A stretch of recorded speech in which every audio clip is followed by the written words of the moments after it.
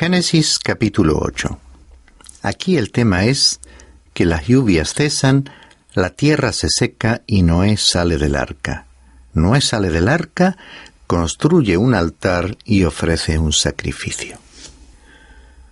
En nuestro programa anterior leímos el relato de cómo Dios, teniendo en cuenta que la maldad de los hombres había traspasado todos los límites imaginables y los hombres se encontraban sujetos a un proceso de autodestrucción que afectaba a la supervivencia de la raza y a sus descendientes, decidió destruir aquella generación. Hemos comentado la construcción del arca, la entrada de Noé, su familia y los animales en la nave, el detalle significativo de que Dios cerró la puerta y el comienzo del diluvio. Leamos pues ahora los primeros 4 versículos. Y se acordó Dios de Noé y de todas las bestias y de todo el ganado que estaban con él en el arca. Y Dios hizo pasar un viento sobre la tierra y decrecieron las aguas. Y se cerraron las fuentes del abismo y las compuertas del cielo, y se detuvo la lluvia del cielo. Las aguas bajaron gradualmente de sobre la tierra, y al cabo de 150 días las aguas habían decrecido. Y en el mes séptimo, el día 17 del mes, el arca descansó sobre los montes de Ararat. Después del comienzo del diluvio y la permanencia de las aguas sobre la tierra, surgió el principio de la calma con las palabras «Y se acordó Dios de Noé». Esta es una declaración significativa y tierna, que nos recuerda que Dios no se olvidó de Noé, sino que fiel a sus propósitos intervino nuevamente.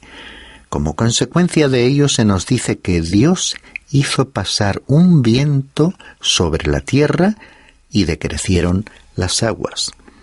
Esto no debió suceder tan rápidamente en una noche. La crecida de la inundación había durado 150 días y debieron transcurrir 261 días hasta el comienzo de la calma total. El lenguaje utilizado aquí evidentemente nos aclara que el diluvio fue una inundación de toda la tierra. Fue muchísimo más que un diluvio regional. Leamos los versículos 5 al 12. Las aguas fueron decreciendo paulatinamente hasta el mes 10, y el día 1 del mes 10 se vieron las cimas de los montes. Y aconteció que al cabo de 40 días Noé abrió la ventana del arca que él había hecho, y envió un cuervo que estuvo yendo y viniendo hasta que se secaron las aguas sobre la tierra. Después envió una paloma para ver si las aguas habían disminuido sobre la superficie de la tierra. Pero la paloma no encontró lugar donde posarse, de modo que volvió a él, al arca, porque las aguas estaban sobre la superficie de toda la tierra. Entonces extendió su mano, la tomó y la metió consigo en el arca. Esperó aún otros 7 días y volvió a enviar la paloma desde el arca. Y hacia el atardecer, la paloma regresó a él, y he aquí en su pico traía una hoja de olivo recién arrancada. Entonces Noé comprendió que las aguas habían disminuido sobre la tierra.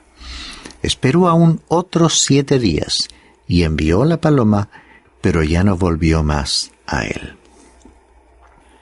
En este capítulo 8 podemos observar un incidente significativo. Cuando Noé envió las 2 aves, el cuervo y la paloma, que tiene una gran lección espiritual.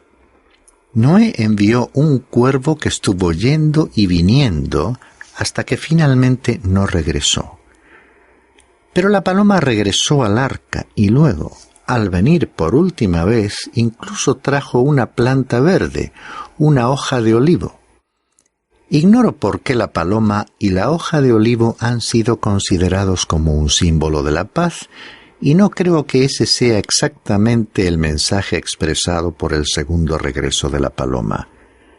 Está claro que cuando al final ya no regresó, fue una señal de que el juicio había concluido y que la paz había vuelto a la tierra. Claro que el hombre que saldría del arca era de la misma clase que todos los descendientes de Adán que habían provocado el diluvio como un juicio de Dios.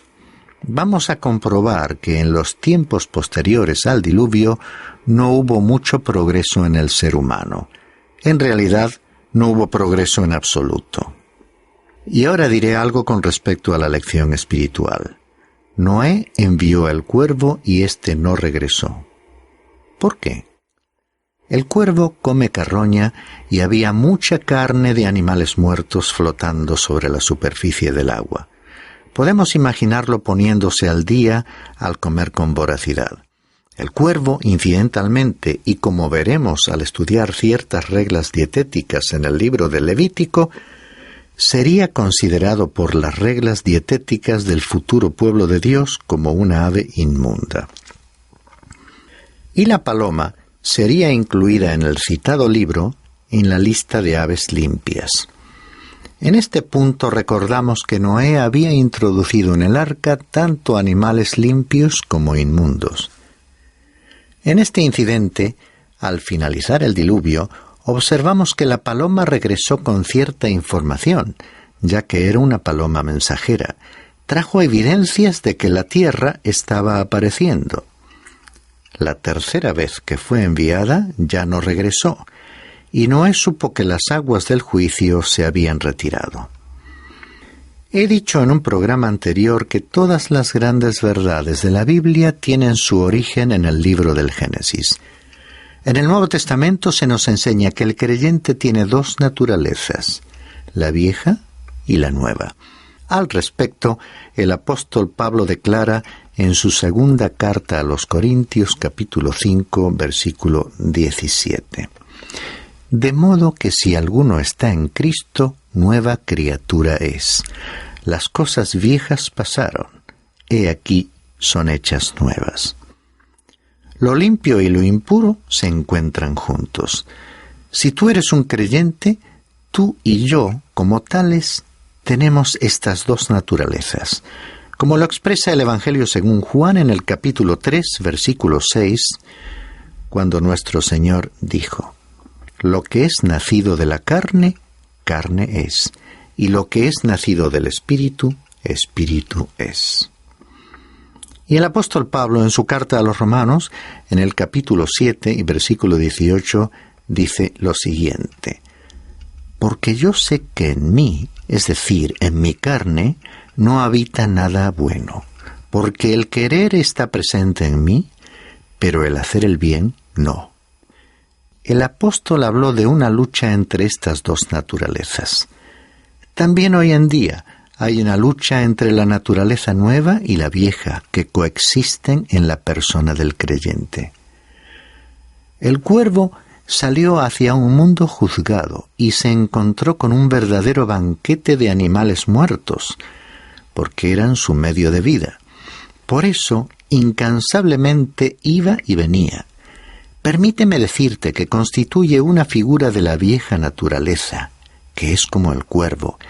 Esta naturaleza ama las cosas del mundo, es decir, de este sistema o sociedad alejados de Dios, y los valores que éstos promueven deleitándose con ellos.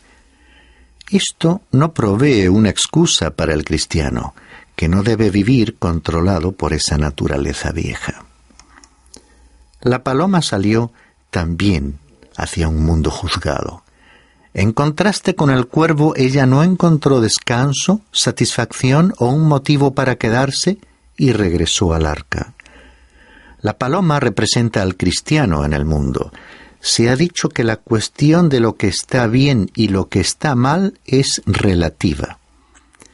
Esta es una manera en que el ser humano expresa su desacuerdo con los valores divinos, con lo que Dios dice que no está bien.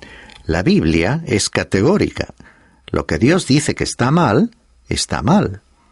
En la primera carta del apóstol Juan, capítulo 2, versículo 15, se le dice al creyente: no améis al mundo ni las cosas que están en el mundo.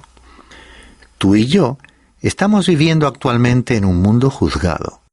Estamos en el mundo, pero en un sentido espiritual no pertenecemos a él. El cristiano puede utilizar ese sistema, pero sin abusar de él y sin quedar efectivamente sujeto a él. Y tenemos que intentar rescatar a los que están perdidos, proclamándoles la palabra de Dios. En el Evangelio según Marcos ha quedado registrado este pedido del Señor: Id por todo el mundo y predicad el Evangelio a toda criatura. Es importante que nos ocupemos diligentemente en esta tarea difundiendo esa palabra de Dios. Aquella paloma reconoció en qué clase de mundo se encontraba y no halló en él descanso. Solo encontró descanso en el arca, y el arca nos muestra y explica la persona de Jesucristo. Permíteme hacerte una pregunta personal. ¿A cuál de los dos pájaros te pareces? ¿Eres como el cuervo o como la paloma? Si realmente eres un hijo de Dios, un creyente, tienes ambas naturalezas. ¿Por cuál de ellas estás controlado? ¿Amas a Dios o no? Prosigamos leyendo el versículo 13. Y aconteció que en el año 601 de Noé, en el mes primero, en el día primero del mes, se secaron las aguas sobre la tierra. Entonces Noé quitó la cubierta del arca y miró, y he aquí estaba seca la superficie de la tierra. El transcurso del tiempo llega aquí a 261 días, llegando a un total de 371 días para el diluvio, o sea, algo más de un año. Esto se ajusta a las declaraciones de las Sagradas Escrituras en que el diluvio fue universal, abarcando toda la tierra y no solamente una zona en particular, como la de los ríos Tigris y Éufrates. Voy a transcribir unas palabras del Dr. Shelley, en las cuales adopta la posición de que el diluvio fue universal. El ejemplo más notable fue el de los mamuts. Estos elefantes fueron descubiertos enterrados en la ciénaga congelada de la tundra, en Siberia, a lo largo del continente asiático y en el norte de Alaska y Canadá. Se encontraban en manadas, en terrenos altos, no atascados en zonas pantanosas y en cantidades aproximadas de centenares de miles. El Dr. Shelley continúa diciendo que estos elefantes fueron examinados, llegándose a la conclusión de que habían muerto ahogados. Si simplemente hubiesen quedado atascados en el lodo, hubieran muerto de hambre. Sigue diciendo el mencionado científico: cuanto más hacia el norte vaya uno, se encontrarán en mayor cantidad, hasta que el suelo de las islas del Mar Blanco, dentro del círculo polar ártico, consiste principalmente en sus huesos mezclados con los del tigre de diente de sable, del alce gigante, del oso de las cavernas, del buey almizclado y con troncos y árboles arraigados en la tierra. Actualmente no hay árboles en esas regiones, encontrándose los más cercanos a cientos o miles de kilómetros de distancia. Los mamuts no podían comer la vegetación poco o mal desarrollada que hoy en día crece en esa región durante solo 3 meses al año y de la cual varios kilómetros de metros cuadrados no podrían haber alimentado a uno de ellos por un mes. El alimento hallado en sus estómagos consistió en pino, ramas de pino, etc. Aquellos mamuts fueron enterrados vivos en cieno cuando éste se encontraba blando. Tanto ellos como el cieno se congelaron de repente y nunca fueron descongelados, porque no muestran signos de descomposición. El marfil de mamut se ha estado vendiendo en el puerto de Londres por más de 1000 años. El Museo de Historia Natural compró una cabeza de mamut y sus colmillos de la tienda de marfil del citado puerto. La cabeza se encontraba fresca y cubierta con la piel original. Además, se sabe que ciertos exploradores se salvaron comiendo la carne de estos animales que había permanecido congelada durante 4.600.000 años. Aparte de los libros que hemos recomendado en nuestro programa anterior, he creído oportuno añadir esta cita de un científico como una evidencia más del carácter universal del diluvio. Y el relato continúa con la salida del arca en los versículos 18 y 19. Salió pues Noé, y con él sus hijos, y su mujer, y las mujeres de sus hijos, y todas las bestias, todos los reptiles, todas las aves, y todo lo que se mueve sobre la tierra, salieron del arca según sus familias. Entramos ahora en otra sección de este capítulo en la que se nos relata cómo Noé edificó un altar y ofreció un sacrificio. Dios se disponía a hacer un pacto con Noé. Hablaremos de él y de este nuevo principio cuando lleguemos al próximo capítulo. Se trataba de un pacto muy importante, y si Dios lo hizo con Noé, lo hizo también con la familia humana que habita actualmente en la tierra. Dice el versículo 20: Y edificó Noé un altar al Señor, y tomó de todo animal limpio y de toda ave limpia, y ofreció holocaustos en el altar. Aquí vemos que lo primero que hizo Noé al salir del arca fue edificar un altar al Señor y ofrecerle un sacrificio. Este nos habla de la persona de Jesucristo y fue ofrecido y aceptado ante la presencia de Dios como una alabanza a Dios y en reconocimiento por lo que Él es. Esta actitud hizo que en aquel momento especial Dios estuviese satisfecho con Noé. Leamos ahora el versículo 21. Y el Señor percibió el aroma agradable, y dijo el Señor para sí: Nunca más volveré a maldecir la tierra por causa del hombre, porque la intención del corazón del hombre es mala desde su juventud. Nunca más volveré a destruir todo ser viviente como lo he hecho. Estimado oyente, puedes tomar nota de esta afirmación, que es verdad. ¿Qué dirías de ti mismo? Y con respecto al ser humano de nuestro tiempo, ¿no es cierto que su imaginación y pensamientos son malos, incluso desde una etapa temprana de la vida? Y no vemos que esa tendencia mejore. Se da la circunstancia de que aquella declaración bíblica hecha hace tanto tiempo resulta ser exacta y dramáticamente real. Podemos recapitular y recordar ciertas enseñanzas y hechos protagonizados por el ser humano antes del diluvio. Primero, hubo una rebelión contra Dios que fue evidente y notoria. Segundo, la revelación de Dios fue rechazada por el hombre. El testimonio público de Noé no alcanzó los corazones de los seres humanos. Tercero, los hombres se negaron a arrepentirse y no hubo, en consecuencia, un retorno a Dios. Y cuarto, los seres humanos rechazaron el refugio que Dios había provisto y, como resultado, la prolongada predicación de Noé no pudo convertir a nadie. Volviendo a la última escena de nuestro relato, diremos que cuando Noé desembarcó del arca, se encontraba en una posición única, que era la de ser, como Adán, la cabeza de la raza humana. Se ha dicho que estamos todos relacionados, emparentados con Adán.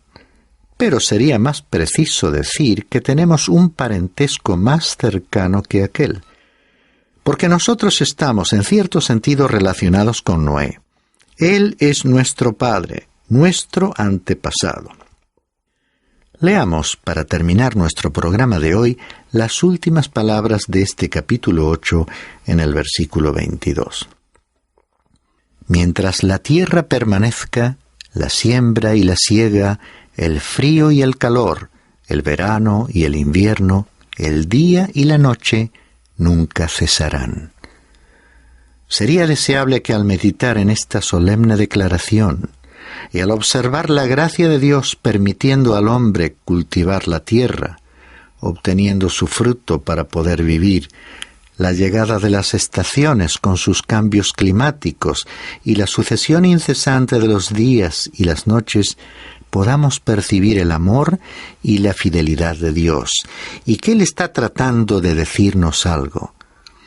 Porque a pesar de que los seres humanos siguen exteriorizando entre sí su maldad, agresividad y egoísmo, destruyendo la belleza y armonía de la creación de Dios, Él continúa invitando a todos, y a ti también, apreciado oyente, a iniciar una relación personal. Él quiere ser tu Salvador, tu liberador.